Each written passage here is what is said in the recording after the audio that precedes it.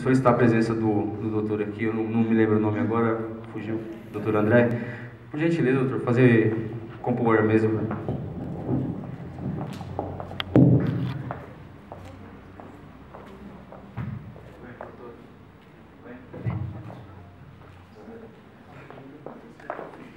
Alguém gostaria de fazer alguma pergunta, discutir algum tema?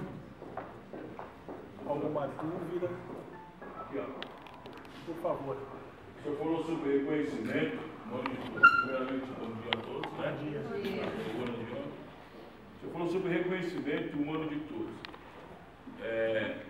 Na área da saúde, como nós vemos isso, sendo que o direito de errar é uma coisa que nós temos que nos abster, porque nós tratamos diretamente com uma vida humana.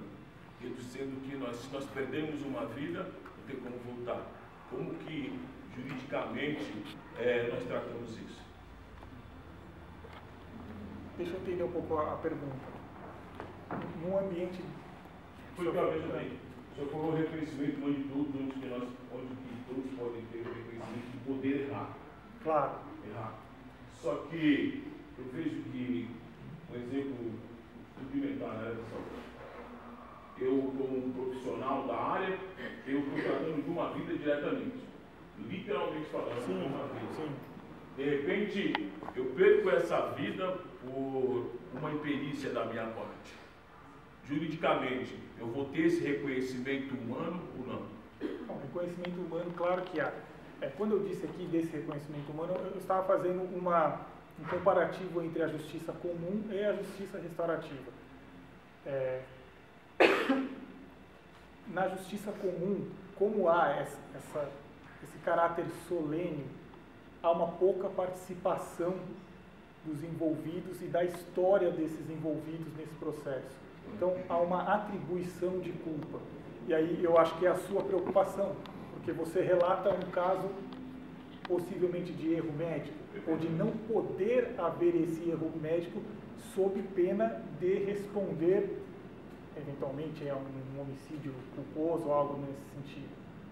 É uma preocupação que, rapidamente pensando sobre o assunto, estaria inserida na justiça comum ainda, né? De tratar esse conflito de forma a verificar se há ou não há culpa pelo ocorrido. E aí seria uma pergunta de isso de alguma forma poderia ser levado para um conceito, para uma forma de justiça restaurativa para chegar em alguma solução? A princípio eu entendo que sim. Será que não seria possível o envolvimento do profissional de saúde com comunidade e família da vítima, vamos chamar de vítima, né, no caso de um erro médico? Eu acho que sim. O Howard Zer, que é esse do livro Trocando as Lentes, ele esteve aqui na USP há pouco tempo e ele chegou a dizer que, na opinião dele, a justiça restaurativa pode ser usada para todos os tipos de crime, inclusive os mais graves. E aí, minha querida esposa que está ali presente, o amor da minha vida,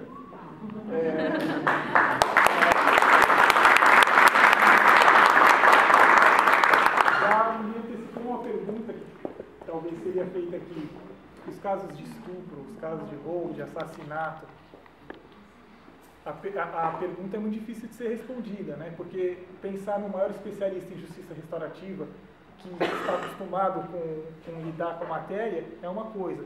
E para gente que vem da cultura de retribuir a ação pelo dano, né? Responda com pena, responda com sofrimento. Estamos num simpósio de solução de conflitos. Quer dizer, a nossa mentalidade está mudando. Só que eu acho que a gente está engatinhando, tô certo? A gente está engatinhando ainda. Então, não sei se respondi a sua pergunta com satisfação, mas eu acho que nesse caso você não há de qualquer modo impedimento de trazer esse conflito por uma solução de justiça restaurativa. Até porque, esse caso, na justiça comum, poderia ser visto com essa raiva, com essa barreira. O profissional da saúde é um incompetente, errou, matou o meu familiar. No processo comum, ele vai escutar o profissional de saúde relatar o que aconteceu, quais são as condições em que ele trabalha, se ele tem material físico e humano. Eu acho que dá para levar isso para esse. A humanidade estaria nessa oportunidade de interação entre os envolvidos.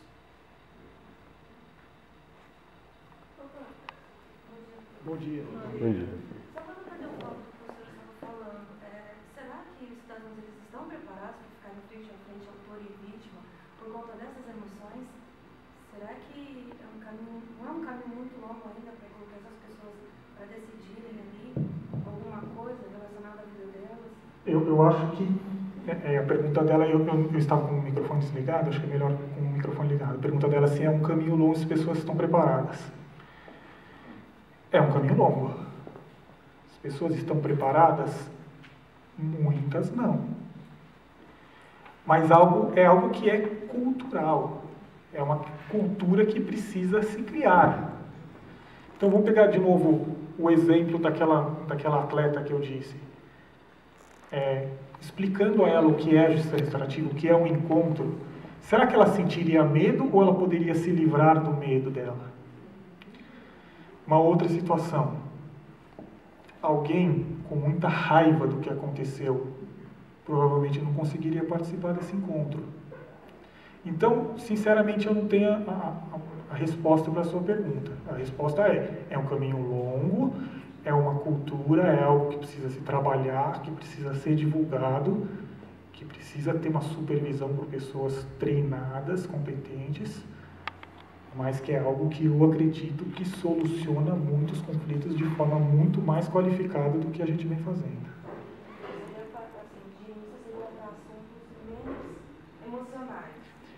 Talvez a sociedade, nesse momento, esteja mais preparada para tratar assuntos mais simples, para que isso evolua para, no futuro, tratar de assuntos mais complexos. E aí, de novo, falando, por exemplo, sobre o crime de estupro, o Howard Zerr diz que, na opinião dele, todos os conflitos poderiam ser tratados dessa forma. Talvez o estupro seja o mais difícil da gente imaginar, da vítima conseguir encarar o ofensor. Mas cada contexto é um contexto. A gente não sabe também se aquilo seria necessário para ela. Então, a criação de uma cultura é algo que ainda engatinha e que eu acredito seja adequado. Por enquanto, não para todos os crimes. Concordo com você. Posso fazer uma colocação, doutor? Por favor. Complementando, em Brasília, estive fazendo um curso lá no CNJ e teve um caso de estupro que foi encaminhado para a Justiça Restaurativa, um caso de estupro, onde, inclusive, um bombeiro estava sendo acusado junto com outro rapaz, mas ainda assim foi encaminhado para um procedimento, para o processo de Justiça Restaurativa. E os facilitadores, durante o procedimento, acabaram nas sessões individuais, inclusive com a vítima, ela acabou admitindo que não houve estupro, que foi por vontade própria, e aqueles acusados que estavam prestes a ser condenados, até o bombeiro também demitido da corporação, mudou completamente o panorama. Então, como o doutor disse, é caso de que todos os casos podem ser. São casos individuais. Lembrando, como eu coloquei naquele slide do procedimento, há primeiro uma fase uma fase individual, então você vai investigar nessa fase individual se há essa possibilidade ou não, dependendo da pessoa como ela trata o conflito. Bom dia. Primeiro eu gostaria de parabenizar a Vossa Excelência pela palestra. Obrigado. estender um pouco aos demais da mesa. E, do meu ponto de vista, são duas perguntas, na realidade. Eu queria sentir o sentimento pessoal de Vossa Excelência. Eu acho que a maioria aqui tem essa visão. Se falar em justiça restaurativa na esfera civil, ou seja, onde os direitos são, via de regra, disponíveis, eu acho que é muito mais fácil. Mas as perguntas foram mais para a área criminal, porque eu acho que se falar em justiça restaurativa na área criminal é muito mais difícil. Então a pergunta seria, a primeira, Vossa Excelência acha que é possível se instaurar a justiça restaurativa no Brasil na área criminal? E a segunda seria, o que Vossa Excelência acha que seria necessário fazer para você chegar num sistema bom e executável, tendo em vista principalmente a questão legislativa, que o direito criminal não possibilita muito essa questão de composição. Então, como você vai fazer uma composição se a legislação ela é rígida e não permite? Eu queria sentir o sentimento das coisas. Concordo com você. A sua pergunta já responde um pouquinho. É o seguinte, como eu disse, ela vem sendo muito mais utilizada no juizado especial e na justiça na infância e juventude, porque permite a transação. O projeto de Código Penal, ainda no Poder Legislativo, ele traz alguns mecanismos de composição. O difícil de compatibilizar a justiça restaurativa com o processo penal atual é atribuir culpa ao ofensor, né? Então ele tem que assumir a culpa pelo ato e ao mesmo tempo ele não pode ser estigmatizado. E a gente não tem, na maioria dos crimes, com poucas exceções, a gente não tem um perdão previsto na legislação. São poucos os casos, né? O caso mais comum é daquele homicídio culposo, em que o fato é tão grave para quem cometeu que há um perdão judicial. O exemplo clássico de um acidente de carro em que um familiar, por imperícia daquele que estava dirigindo, morreu e aquela pessoa teve um sofrimento tão grande que, ao final do processo, ele recebe um perdão judicial. Mas a maioria dos crimes não tem. Isso é algo que eu ainda penso e assim, vou responder rapidamente, sem estudo aprofundado. Mas, a princípio, com as ferramentas que temos hoje, eu vou ser um pouco técnico, perdão para aqueles que não são operadores do direito, mas, no mínimo, um reconhecimento de confissão. A confissão ela é uma circunstância atenuante, ela diminui a pena. Eu acho que isso seria necessário o reconhecimento pelo juiz dessa confissão. Há no artigo, se não me engano, 66 do Código Penal, circunstâncias atenuantes gerais, genéricas. Também o reconhecimento dessa atenuante. É difícil de falar assim, sem estudar profundamente a matéria, mas a gente pensa, princípio, em pena, em regime de pena, um regime de pena diferente do fechado. É muito difícil essa compatibilização. Eu acho que é algo que nós temos um sistema também muito criminalizado. Por exemplo, nós temos muitos crimes que não têm, em tese, violência e são previstos como crime. Um ponto de vista, eu acho, da justiça restaurativa, acredito eu, na minha opinião pessoal, seria você descriminalizar determinados crimes, porque só tem impacto financeiro, não tem impacto direto, ofensivo, assim, digamos, ofensivo à pessoa. Então, talvez seja um ponto de vista também que a legislação deveria caminhar nesse sentido. E é algo que depende da mudança de mentalidade, né? A gente então sai da mentalidade da punição, isso no direito criminal, punição retribua com pena, né? E no direito civil, do processo contencioso, vamos brigar para ver quem tem a razão. Se a gente não mudar a mentalidade, que é algo que está acontecendo, a gente não chega a esse exemplo que o senhor colocou e que eu concordo. Obrigado. Marcos? Doutor, bom dia a todos. Eu gostaria de, em primeiro lugar, desculpa falar sentado assim, mas de parabenizar o doutor, de parabenizar todos da mesa. E uma coisa assim, parabenizar um promotor de justiça do lado de um juiz, com a presença de um juiz com... Desculpa. Pois não. Ele é juiz. Perdão, eu estou falando. 2 juízes junto com advogados, é aquela coisa que a gente para analisar. Vários operadores do direito e cidadãos que não são operadores do direito, todos juntos e misturados, para colocar uma coisa assim bem popular, discutindo um assunto dentro de um simpósio. Lembrando que se alguém já tiver uma ideia do que é um simpósio já era uma reunião que surgiu na Grécia, né? Era mais um grupo de comensais que, enquanto tomavam um cafezinho, enquanto comia alguma coisa, discutiam vários assuntos. Naquela época, geralmente ficavam só os homens reunidos num canto e discutindo vários assuntos. Interessante que desses simpósios nós vamos ter aí o surgimento da filosofia com Sócrates, antes dos pré-socráticos. E aí, olha só, nós temos aqui hoje um simpósio acontecendo dentro de um anexo da Igreja Católica, com várias pessoas de formações completamente diferentes, discutindo justiça restaurativa. Imagina que é o começo, mas já começa a abrir um caminho novo. Quando o doutor comentou isso comigo lá no fórum, eu achei uma coisa assim muito ousada, e por isso que eu dou os parabéns não só aos organizadores, mas principalmente a todo mundo que está aqui participando, que começa a discutir o assunto. Mas uma coisa que eu gostaria de chamar a atenção é assim, quando o doutor comentou de algumas coisas não devem ser criminalizadas, eu tive a oportunidade de participar do 8º Simpósio Forense no mês passado, e a gente percebe o quê? Todo mundo quer um policial que vá lá e resolva a situação.